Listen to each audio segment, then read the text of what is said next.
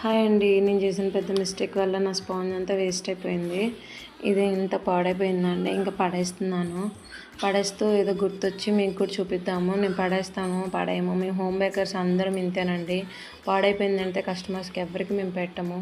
అదే మేము ఎలా అంటే మా పిల్లలకి ఎలా పెడతామో అలా బయట వాళ్ళకి కూడా అలాగే హెల్తీగా చేసి ఇవ్వాలనుకుంటాము. ఇది మా ఇంట్లో చేసుకున్నది. ఇది ఇప్పుడు ఇదే స్పాంజ్ మన ఇంట్లో మన పిల్లలకి పెట్టగలమా అండి? పెట్టలేం. అదే బయట కస్టమర్లకు కూడా అంతే. దేవుడితో సమానం మనకి. బయట కస్టమర్లే దేవుళ్ళు అని ఫీల్ అవుతాం మేమందరం.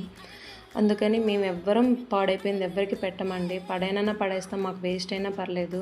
తక్కువ క్వాంటిటీలోనే చేసుకుంటాం ఏదైనా. హైజీనిక్గా హెల్తీగా ఇవ్వాలని చూస్తాము. ఇదే బేకరీలో వాళ్ళైతే మీకు పోతే పోయింది ఏమైంది, దానికి క్రీమ్ కోటింగ్ తీసేసి మళ్ళీ ఫ్రెష్గా క్రీమ్ కలర్ వేరే ఆపోజిట్ కలర్ ఇంకో కలర్ వేసి చేస్తారేమో. ఇగో నేను జొమాటో కోసం చేసి పెట్టుకున్న orders brownie with bowl cakes.